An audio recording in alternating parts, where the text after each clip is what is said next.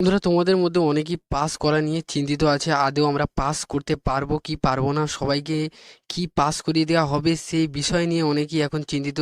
কি হতে চলেছে 2021 সালের মতো কি সবাইকে পাস করিয়ে দেওয়া হবে? তাহলে এখন আসি মেন পয়েন্টে, কি হতে চলেছে। যেহেতু সবাইকে ভালো নাম্বার দেওয়ার কথা একটা আশ্বাস দেওয়া হয়েছিল, সেই জন্যই তোমাদের সবাইকে পাস করিয়ে দেওয়ার মতো একটা প্রবণতা কিন্তু আছে। তোমরা যদি ভেবে থাকো যে আমরা কম নাম্বার পেয়ে ফেল করে যাব, সেটা কিন্তু কোনোভাবেই নয়। ফেল করার হার কিন্তু অন্যান্য বছরের তুলনায় অনেকটাই কম হবে। আমাদের রাজ্যের মাননীয় মুখ্যমন্ত্রী মমতা বন্দ্যোপাধ্যায় অনেক আগেই ঘোষণা করে দিয়েছিলেন যে সবাইকে ভালো নাম্বার দিয়ে পাস করানো হবে। ঠিক তেমনই তার পাশাপাশি নোটিফিকেশন জারি করা হয়েছিল সমস্ত শিক্ষক শিক্ষিকাদের উদ্দেশ্যে। তাই তোমরা যদি সেই নোটিফিকেশন দেখে থাকো এবং জেনে থাকো সেই নোটিফিকেশনে কি লেখা হয়েছিল আদৌ, তাহলে কিন্তু তোমরা বুঝতে পারবে যে সেখানে স্পষ্টত জানিয়ে দেওয়া হয়েছিল পাস করিনি এবছর কিন্তু কোনো রকম কাটাকুটি করা যাবে না, কোনো ছাত্রছাত্রীর নাম্বার কিন্তু কম দেয়া যাবে না, কোনো ছাত্রছাত্রীকে কোনোভাবে অবঞ্চিতভাবে ফেল করে দেওয়া যাবে না। সবাইকে পাস করানোর জন্য ভালো নাম্বার দেওয়ার একটা প্রবণতা কিন্তু একটা আহ, থাকবে। এবং সবাইকে পাস এবং সবাই কিন্তু পাস করবে না, এটাই কিন্তু জেনে নাও, কিন্তু এটাও কিন্তু জেনে নাও।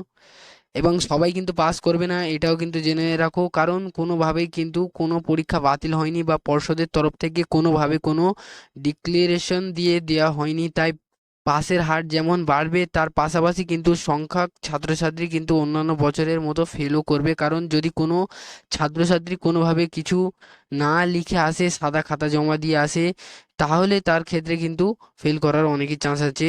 পরিমাণ বেশি ছিল, এমসিকিউ পরিমাণ ন্যূনতম ছিল এবং বড় কোশ্চেন পরিমাণ 1 থেকে 2 ছিল, যেটা তোমাদের মধ্যে অনেকেই লিখেছো আবার অনেকে লিখতে পারোনি। সেটার থেকে বড় কথা, এমসিকিউ যদি তোমাদের মধ্যে সবাই করে থাকো তাহলে কিন্তু তোমাদের অনেকটাই সুবিধা হবে। তাহলে এখন আসি 60% নাম্বার কারা পাবে। যদি তোমরা ন্যূনতম কিছু লিখে আসো এবং যদি তোমাদের এমসিকিউ গুলো ঠিকঠাক হয় থাকে, তার সাথে যদি এমসিকিউর এর পরিমাণটা যদি তোমরা বাড়িয়ে আসতে পারো, অর্থাৎ 3 থেকে 4টে করে এমসিকিউ লিখে আসতে পারো, তাহলে কিন্তু তোমাদের ইজিলি 60%-এর মতো নাম্বার পেয়ে যাবে। সেটা মাধ্যমিক এবং উচ্চ মাধ্যমিকে উভয় ক্ষেত্রে। এবং সাথে মাননীয় মুখ্যমন্ত্রী একাধিকবার ঘোষণা করেছে যে তোমাদের পাস করিয়ে দেওয়ার হবে।